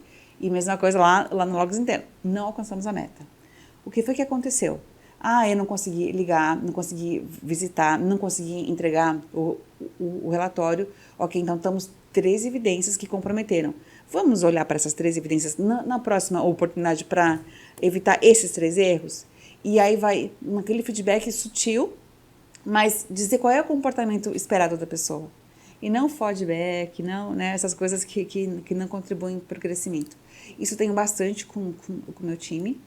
E quando, às vezes, que já aconteceu, de eu passar muito feedback e aí meio que se perder, e aí quando eu fui dar um feedback mais tenso, eu me vi, Logos Interno, falei, ele não sabe que está cometendo esse erro, porque eu não falei isso semana passada. Agora, como é que eu vou chegar, cobrar algo que eu sabia, que eu não passei para ele, e que ele já estava atrasado da semana passada, se eu que não disse? Aquele feedback que tu vai deixando para a próxima semana. É o pior, é o pior, que aí vai acumulando, né? Muito legal, muito legal. Tem um livro que para mim também foi um divisor de águas, que é o Empatia Assertiva. Isso eu não conheço, me conta. É muito bom, porque ele traz essa visão de como ser assertivo e empático. Legal. E daí ele traz algumas ferramentas, algumas avaliações, né, da consequência que é tu ser muito assertivo, ou tu não ser nada assertivo e ser só empático. Porque daí, nesse caso de tu ser só empático, é quando acontece esses casos de eu vou deixar pra semana que vem, vou deixar pra próxima, vou deixar pra próxima. E daí tu tem uma pessoa, e o resultado disso é sempre ruim. Nunca é bom. Porque, às vezes, tu deixa de ser assertivo naquele momento, seja o motivo qual for, mas às vezes, a pessoa, eu não posso perder a pessoa agora. Então, a pessoa é muito estratégica para mim. Só que aquela pessoa começa a impactar o time. E às vezes pessoas boas e que estão produzindo. Aí tu vai adiando. Tu adia uma semana, outra semana, daqui a pouco tá 2 meses adiando um feedback construtivo. E aí começa a vir a consequência. Ou as pessoas do time vão começar a sair, que são pessoas boas e que tu não quer perder. Ou em última instância, essa pessoa aqui, quando tu for dar o feedback para ela vai sair. Né? Então, daí tu ficou 2 meses com medo de dar o feedback. Aí, quando tu precisou dar, ou às vezes até antes mesmo, ela saiu. Então, e muitas vezes o feedback, a única forma a única saída feliz disso, né, é tu conseguir dar o feedback assertivo e a pessoa responder a isso. Né? E que daí o líder ele também precisa ter essa consciência de que ele não controla tudo, né? O que ele controla? Ele consegue controlar não adiar o feedback. E isso ele consegue controlar. E ele consegue controlar a forma como é feito para ser empático e assertivo. Mas ele não consegue controlar a forma como a pessoa vai receber aquilo e o que ela vai fazer com aquilo. Porque realmente ela pode receber e refletir e fazer um movimento de mudança. E quando isso acontece é muito gratificante, porque tu vê pessoas que estavam indo para uma linha destrutiva e a pessoa vira totalmente. Ou ela pode sair. E tudo bem. Por quê? Porque, né, naquele momento ela ou não recebeu bem, ou o momento de vida dela não permitia que ela fizesse essa mudança. E isso, o líder não pode se sentir culpado de uma saída daquela pessoa específica. Mas ele precisa ter a consciência do que causa a consequência de ser empático demais, né? E que daí é aquele líder legal, que quer ser amigo de todo mundo. E eu tenho essa dificuldade, algo que eu trabalho em mim, porque como no disco lá, eu sou o I, né? Sou influente. Eu quero que todo mundo fique bem, quero ser amigo de todo mundo. Feliz, e quero que todo mundo fique feliz. E daí, quando precisa dar o feedback assertivo, naturalmente isso, né? Essa habilidade a gente vai construindo. Mas eu já passei por situações assim, de, né? Ir adiando e começar a impactar o time. E daqui a pouco chega num nível que não tem mais volta. E eu já passei pelos dois extremos. De ser cuidadosa demais, que ele não entendeu. E de ser assertiva demais, que aí quase que se ofendeu. E aí, às vezes, o que tem funcionado comigo é em forma de perguntas. Tá? A gente combinou tal coisa, hoje é quinta-feira. Como estão os nossos combinados? Quase que nem filho. Adri, eu preciso tal coisa. E ele mesmo eu brinco, se autofeedback, ele mesmo se dá o autofeedback. E aí é muito legal, porque ele entendeu. Eu não precisei não é me estressar, mas Tu acaba abdicando do julgamento que tu fez, né? Pronto, isso. Eu não corro o risco de ser extremamente cuidadosa e nem extremamente assertiva, e aí eu vou construindo com ele feedback. Claro, não é todos os dias, não é sempre que funciona, não é sempre que eu consigo, mas quando eu não deixo acumular, e aí eu tenho tempo, e aí eu vou com perguntas. Como você avalia seu desempenho essa semana? E aí pronto. Aí normalmente a maioria deles já avalia super de forma assertiva, alguns até aquém, e poucos, né? Ainda tem uns que falam, super bem e tal, então vamos para os números. Daí ele vê que, pois é, enfim, mas ele tá enxergando. Eu acho que a grande sacada que para mim foi importante, Samuel, foi que às vezes eu não conseguia fazer com que o outro enxergasse a situação. Porque se quem recebe feedback não enxergar a situação e não visualizar o erro ou o acerto, como é que vai mudar? Não tem como. Então, quando ele faz a pergunta, quando ele olha e aí ele percebe, fica mais fácil fazer a transição. E outra, não sou eu dizendo, é ele dizendo. Então, quando isso acontece, que também não é sempre, é muito legal e muito mais produtivo. E tu não consegue criar consciência sem a percepção, né? Isso. E quando a pessoa se autoanalisa, ela percebe, para depois chegar ao nível de consciência. Isso, ela até pode se perceber errado, o que é raro, tá?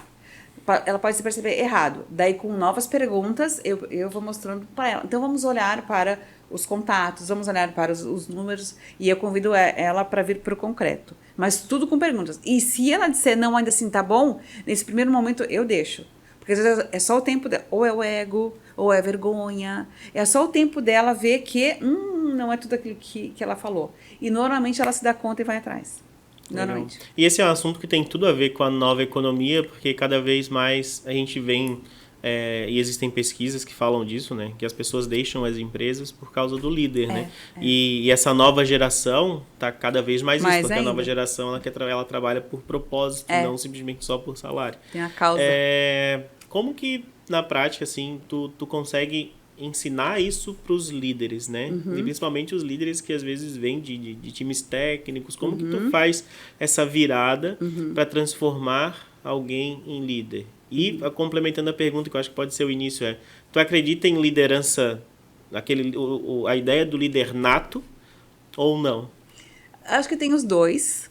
Por exemplo, a gente percebe, às vezes, aquela criança que na sala de aula já está liderando. Você senta aqui, você aqui, peraí que a professora vai chegar. E já é aquele assistente de turma e presidente de clubinho. Então, ela já começou a desenvolver cedo.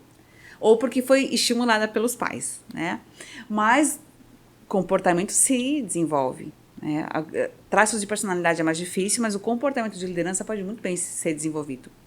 Então, eu acredito em empreendedor. Eu posso formar um empreendedor. Tem uns que vão ter mais dificuldade e que o teto vai ser aqui e outros o teto vai ser aqui. Mas que comportamentos são treináveis? Sim, são. E de liderança é uma habilidade que pode ser treinada. Como que eu faço? É legal ter esse time do Ali que começou esse desafio agora em 2020, porque comecei a aplicar as coisas que eu ensino. Porque até então, muito mais fácil ensinar, eu já vou me render Dar treinamento de liderança é muito mais fácil do que treinar ali no dia a dia, do que liderar no dia a dia. Mandar fazer é muito mais fácil. Boa. Assina embaixo. Mas aí o meu time também me proporcionou essa legitimidade. Isso aqui é só teoria, minha filha, porque na prática isso não funciona, isso aqui funciona. Então, feedback aqui funciona, o one-on-one funciona. E como é que é meu one-on-one? É muito de preferência. É o meu ali, é o meu liderado que vai dizer o tom. Adri, hoje eu queria te contar que minha filha está doente. Daí ela me conta todo o processo. E aqui aí eu consigo ser empática só, porque não tem um resultado esperado. Ali eu tô com ela. Jung agora, se tu quer conectar com uma outra alma humana, esqueça técnicas, esqueça ferramentas, seja apenas outra alma humana. Já chorei com eles, já sorri com eles. Ali eu sou eles. Meia hora, é rápido, mas é aquela coisa que tá pegando nele, de bom e de ruim, de pessoal ou de profissional. E ali é muito legal porque eu consigo confiar com quem eu conheço. E para conhecer tem que conviver. Então, é como se fosse conviver para confiar, aí confiar para construir juntos. E saber que, por exemplo, esse one-on-one da fila doente foi muito legal, porque era uma área minha maravilhosa, que estava com bastante atraso. E eu entendi que o atraso é porque eram testes, eram exames dificílimos que a filha tinha que fazer, e aí tinha que esperar, e virava à noite, enfim, ia conseguir negociar com o Sebrae os novos prazos dela. Mas se não fosse esse one-on-one, e se eu não soubesse, se não tivesse essa proximidade, se conhecer Samuel, talvez eu desse uma advertência, porque ela não cumpriu o prazo, e a regra diz que é, e aí eu teria perdido uma das minhas melhores agentes, porque eu não a vi, não fui empática para saber que o atraso não foi negligência. Foi exames raríssimos, que teve que esperar uma noite inteira, um dia inteiro, para conseguir ter um momento propício lá para que a filha pudesse fazer o exame. Então, esses one-on-one me aproximam muito do meu time. A ponto de dizer... deles me contarem coisas que às vezes eu não precisaria, ou não gostaria de saber, mas que aí eu soube, e de morrer ali, mas e de entender. E, inclusive, eles me entenderem que quando eu exijo mais, é porque é preciso. Se não, eu seria mais complacente, mais compreensiva. Mas se a meta é 25, se a meta é 4 aumentos de produtividade, isso é inegociável e a gente só vai mexer no meio. Então, tem esse ar saudável, alguns momentos de cumplicidade com o time, mas não muito, para não virar também mãezona, e aí cadê o resultado que é bom? Então, isso comigo funciona muito, sabe? Que tem uma gestão, mas que atrás daquele número existe uma pessoa que tem limitações, como o Samuel tem, como a Adriana tem, que tem problemas, né? Que pode estar passando por situações tensas, que às vezes não tem espaço para falar. E aí isso vai comprometer na entrega. Então, quando eu entendi que tudo é um processo, que aqui impacta lá, também ficou mais fácil de eu ir amarrando as pontas. Algumas vezes arraso, né? Algumas vezes não. Já cheguei, por exemplo, num topo dos 10 áreas mais top do estado, 5 eram do meu time. Agora são 3. Então, isso também é um indicador de que eu estou no caminho certo. Porque mesmo cuidando das pessoas mais do que dos resultados, em alguns momentos, o resultado aparece. Porque aí a pessoa está bem, ela me rende bem. Mas quando ela não está... Perfeito. E algo do que tu falou tem muita conexão com o livro, né, do Empatia Assertiva, que uma das bases que ele traz é: tu só consegue aplicar a empatia assertiva se tu se preocupa genuinamente com a pessoa. E basicamente é isso que tu fez nesse cenário que tu colocou, né? Então tu se preocupa genuinamente com a pessoa e a pessoa sabe disso. Então, quando tu precisa ser mais assertivo, ela não leva isso pro pessoal porque ela sabe que tu se preocupa com ela. Né? Então, mas essa construção, ela é simples de falar, sim, é extremamente complexa de fazer. Então uma palestra linda disso. Isso, porque né, tem um outro pilar extremamente importante, que é o ambiente. De tu conseguir criar um ambiente seguro para que essa pessoa se sinta segura e tenha um canal aberto de chegar para ti e falar o que está impactando ela. Porque ela pode até ter o canal aberto, porque o líder muitas vezes fala: tu pode falar comigo sobre o que tu quiser, se tu estiver passando por algum problema tu pode falar. Esse é o canal aberto, mas o canal aberto não funciona sem um ambiente seguro, porque a pessoa não vai se expor se ela não acha que tu se preocupa com ela de forma genuína. Isso é extremamente complexo, mas que quando a gente consegue implementar, gera um resultado, não só um resultado empresarial de lucro, mas um resultado de de impacto na vida das pessoas muito grande, né? E aí, para formar líderes, a internet tem matérias maravilhosas. Simon Sinek, bom, eu admiro vários autores, mas o Simon Sinek, no meu momento de vida, por exemplo, a frase dele que para mim fecha tudo, que é 100% das pessoas, 100% dos clientes que são pessoas, 100% dos fornecedores que são pessoas, 100% dos colaboradores que são pessoas. Se você não entender de pessoas, você não entende de negócios. Eu recebi uma indicação de um livro do Simon Sinek essa semana no processo de coaching, que é O Jogo Infinito. Uau! Eu não conhecia. O último que eu li foi Líderes se Servem por Último, que também é espetacular. O Jogo Infinito. O Jogo Infinito, que é basicamente a ideia de... Eu não li o livro, né? Eu vou ler ainda. Mas é basicamente a ideia de que existe o jogo finito e o jogo infinito. O jogo finito é aquele jogo que tu joga e tu sabe que ele vai terminar, por exemplo... isso numa negociação, por exemplo. Eu fiz uma negociação muito boa para mim, mas que eu sei que isso vai deixar o meu fornecedor ou o meu cliente, enfim, de forma desestruturada. E isso é um jogo finito. Eu ganhei esse jogo, mas ele acabou. Né? E o jogo infinito não. O jogo infinito tu se preocupa com a negociação, mas tu se preocupa com o relacionamento de longo prazo, e isso se torna um jogo infinito, porque talvez nessa negociação tu acabou não conseguindo tirar o maior proveito para ti, mas tu vai ter vários outros jogos daqui para frente com base nisso que tu construiu. Então esse é o conceito daí do jogo infinito. Muito eu estou legal. muito ansioso para esse livro. Muito legal. Olha, bastante insight. Nossa. Com relação até pra gente já ir se encaminhando pro final, quantas horas a gente tem aí? 1h30. Nossa, passou tudo, meu Deus. Eu vou atrapalhar a tua agenda. Tudo bem, eu planejo. A última, então, pra gente fechar.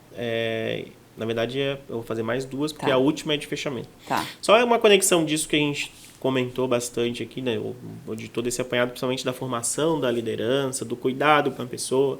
E se tem muito a visão de que, mais uma vez, aquela diferença dos mundos, né? O mundo da startup é uma empresa que nasce legal e com esse cuidado com as pessoas, e não necessariamente é assim. Às vezes ela só parece legal. Mas numa multinacional ou numa empresa familiar de 20, 30 anos, como que tu vê hoje em dia tanto a preocupação das empresas, quanto se elas estão conseguindo colocar em prática isso? Porque basicamente uma empresa de 20, 30 anos que não se adaptar a esse formato de gestão, né, onde a gente se preocupa genuinamente com as pessoas, ela pode demorar, porque ela pode ser uma empresa grande, mas ela tende a ter problemas, né, e talvez até um dia desaparecer. Como que tu vê essa mudança, né, desse momento para essas empresas tradicionais, nessa mudança da forma de gestão? Como que as multinacionais, as grandes, as centenárias, estão se adaptando com essa nova geração que está Com esse novo modelo de gestão que é necessário, basicamente. Legal, boa pergunta. Primeiro que está sendo um desafio lidar com essa nova geração. Estamos todos aprendendo, né? Os novos que estão chegando, que tem essa pegada do propósito mais forte do que do dinheiro, muitas vezes. E, de novo, eu volto lá para a necessidade, né? Então, eu vou me utilizar como exemplo. Estava lá em Cascavel, trabalhando, tudo bem que eu consegui um estágio bem legal, mas vamos supor que não fosse. Eu não poderia, por exemplo, peitar o meu chefe, porque eu precisava trabalhar, porque eu tinha boleto para pagar, porque eu já fazia faculdade, enfim, então, por necessidade, eu era mais humilde, vamos assim dizer. E hoje em dia, como muitos ainda estão na casa dos pais e não têm compromissos financeiros, não estou feliz aqui, eu não tenho conta para pagar, eu tenho comida, tenho casa, tenho saúde, então, tchau para você, Samuel. E aí vou para outro. Claro, estou generalizando. Então, essa necessidade hoje não existe. Então, vão por escolha. Eu escolho trabalhar, né? Eu escolho trabalhar naquilo que eu escolho, e quando não tiver bom também, eu vou escolher para outro lugar. Tem uma outra faixa que troca emprego por R$100, ainda tem, mas aí é outro mercado. Ela das micro e pequenas. Vamos voltar para essa aqui da tua pergunta. E o que elas estão fazendo muito é programa de formação. Por quê? Percebeu-se que se contrata por técnica e demite por comportamento. Então, por exemplo, agora a gente montamos uma indústria de liderança, chama AgriLeader comercial, e agora só para a parte da indústria mesmo, para focar para a indústria, para formar líderes.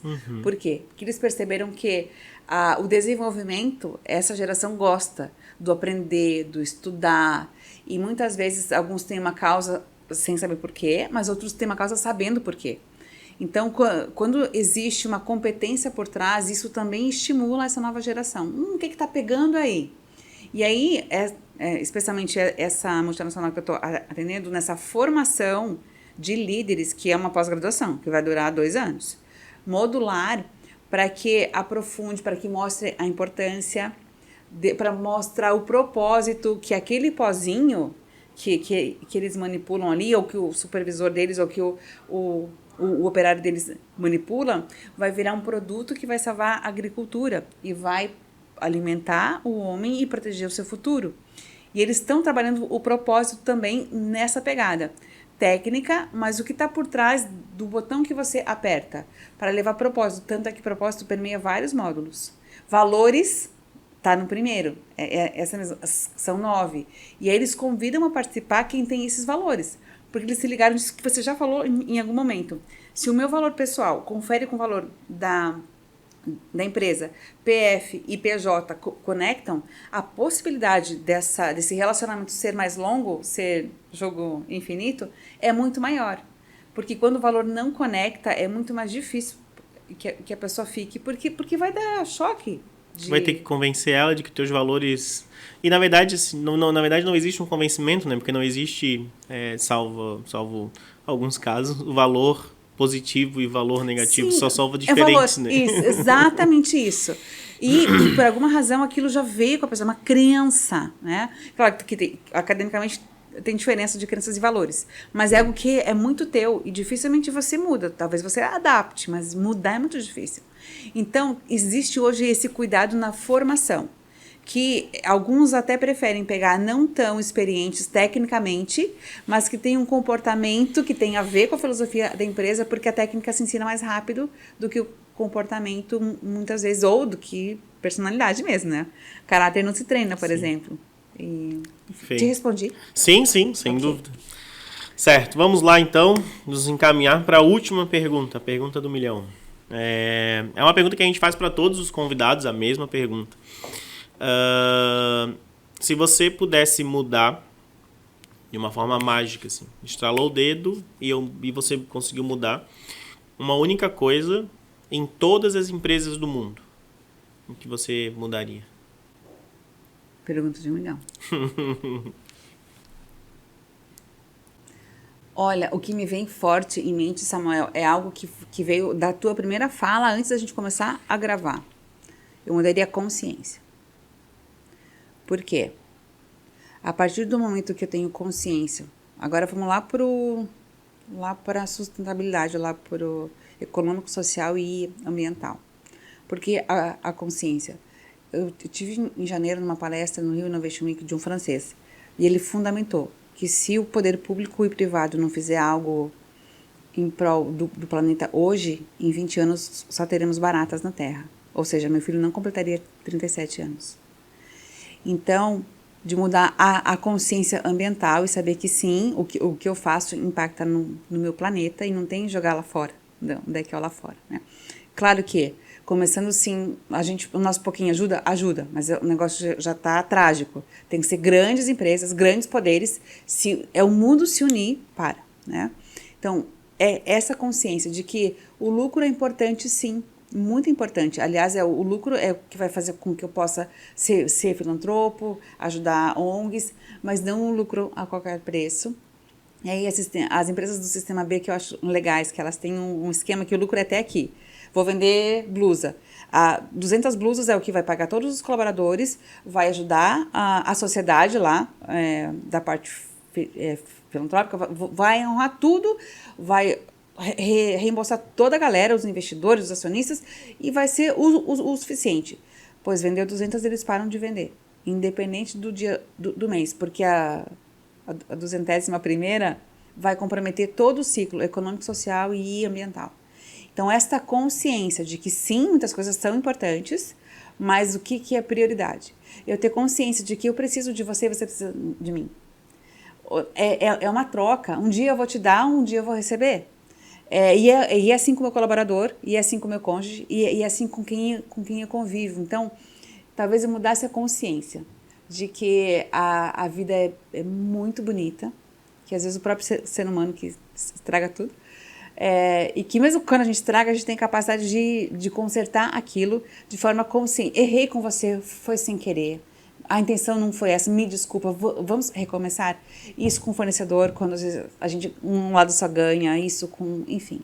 Mas eu mudaria a consciência para deixar mais próximo de que somos todos iguais, né? Todo mundo vai para o mesmo lugar, todo mundo veio do mesmo lugar, que estamos aqui na Terra para nos ajudar, para ter uma vida um pouco mais digna, um pouco mais leve, que o que sobra para mim falta para o outro.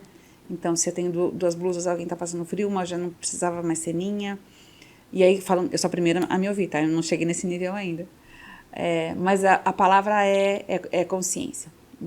Dos atos, das minhas decisões, das minhas ações e do impacto que isso causa na vida de outras pessoas.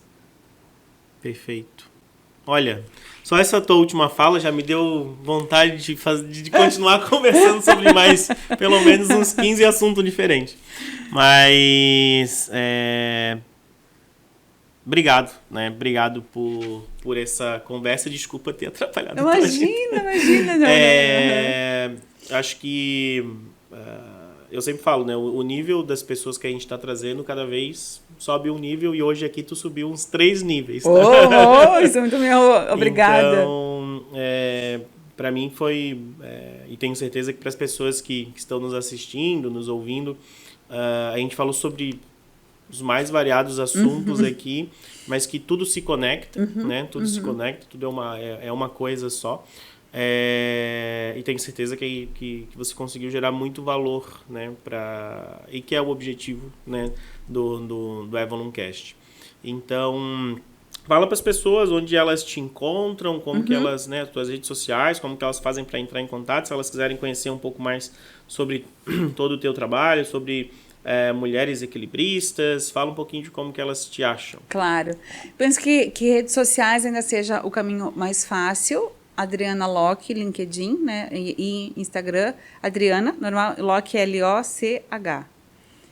E aí o site também é esse mesmo site, e o telefone vai deixar também, o comercial é 489-9123-4750. E sim, se eu puder ser útil, contem com isso. Perfeito. Então, pessoal, muito obrigado para quem assistiu, para quem ouviu até aqui. Espero que vocês tenham gostado, espero que a gente tenha gerado muito valor para vocês. Se conhecem alguém, né, e que esse conteúdo e esses assuntos que a gente conversou aqui pode interessar, pode gerar valor para ela, talvez seja um dos insights que a gente teve aqui, seja o que está faltando para a pessoa fazer a virada na vida dela. Manda esse conteúdo, compartilha, e se tiverem qualquer dúvida pode entrar em contato com a Evelyn, pode entrar em contato com a Adriana. Se quiserem sugerir novos assuntos, né, novos convidados, podem ficar à vontade. E é isso aí. Muito obrigado, né, por tudo até aqui e nos vemos no próximo. Valeu!